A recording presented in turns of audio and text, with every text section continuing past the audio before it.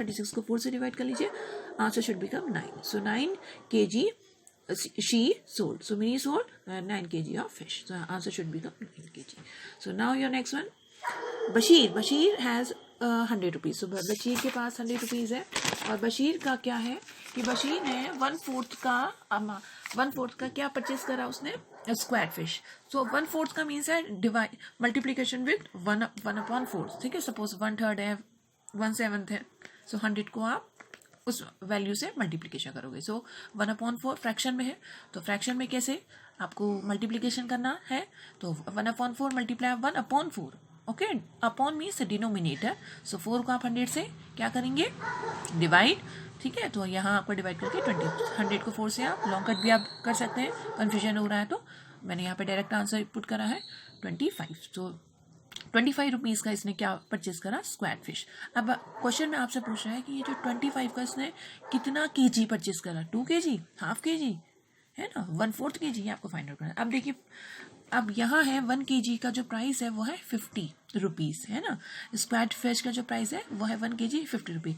इसके पास थे 25 रुपीज़. तो ये क्या है, 25 50 का हाफ होता है, तो यहाँ हमें केजी का भी हाफ करना है, हाफ kg. इट मीन्स 500 ग्राम. सो इसने बशीर ने स्क्वायर फिश जो परचेज करा है 500 gram, otherwise you can write half kg. Okay, तो नाउ नेक्स्ट पार्ट में भी इसका ही बशीर का ही है प्रॉब्लम, और आपको फाइंड आउट करना है कि बशीर ने जो प्रॉन्स भी परचेज करा वो बताइए कितना केजी परचेज किया हुआ. तो फिर से वही, पर बशीर ने अब जो भी उसके पास अमाउंट था 100 रुपीज़, उसका 3/4 उसने क्या परचेज करा है, प्रॉन्स. सो 100 को 3/4 से इंटू कर लेते हैं, तो 3 हमारा न्यूमरेटर में, 100 भी हमारा न्यूमरेटर में, 100. Okay, so numerator will be multiply, so 300 will come and 4 is in denominator. So now divide 300 with 4. Otherwise you can say 300 divided by 4. So what should be your answer? Your answer should become 75. You can try long method also, okay, if you have any confusion. Okay, so 1 kg prawns price we have given already, 150. So Bashir has only 75 rupees. So 75 means half of 150. So it means again you have to divide 1 kg with 2. So half kg will come.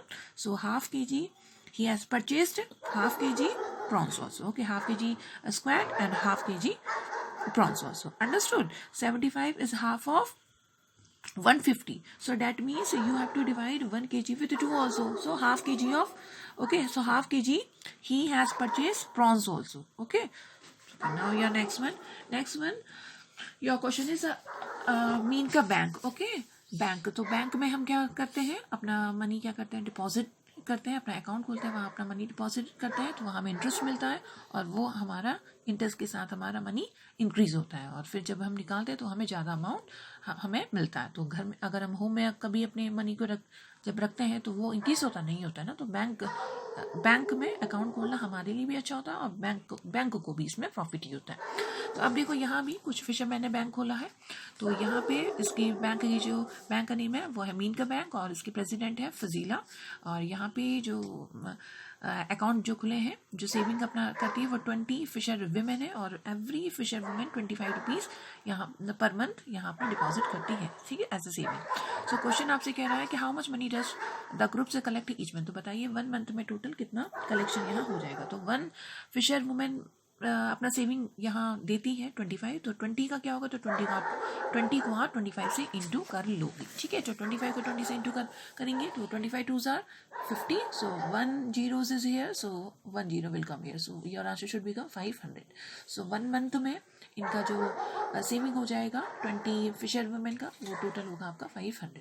अब next है आपका, how much money will be collected in 10 year. तो बताइए 10 years में total कितना collection होगा. तो आपको 1 ईयर का फाइंड आउट करना है. 1 मंथ का आपको ऑलरेडी गिवन है ना, ऑलरेडी गिवन नहीं है बट आपने फाइंड आउट कर लिया फर्स्ट पार्ट में आपका.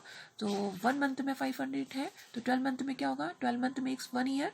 Okay, so 12 you have to multiply with 500. What answer will come, 6000. Okay, so 1 year saving money is equal to come 6,000. So then 10 year, so you have to multiply 6,000 with 10. What answer will come, 60,000.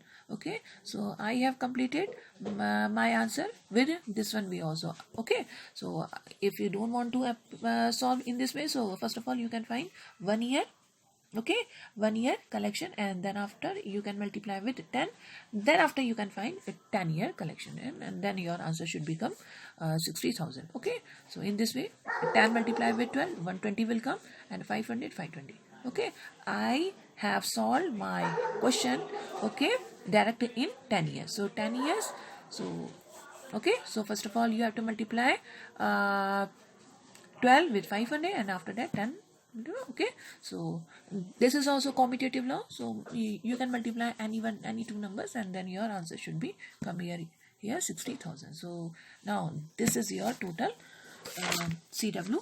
So you have to write in your notebook with neat and clean handwriting, and SW you can revise, okay, all the work which you have done. Okay, bye students.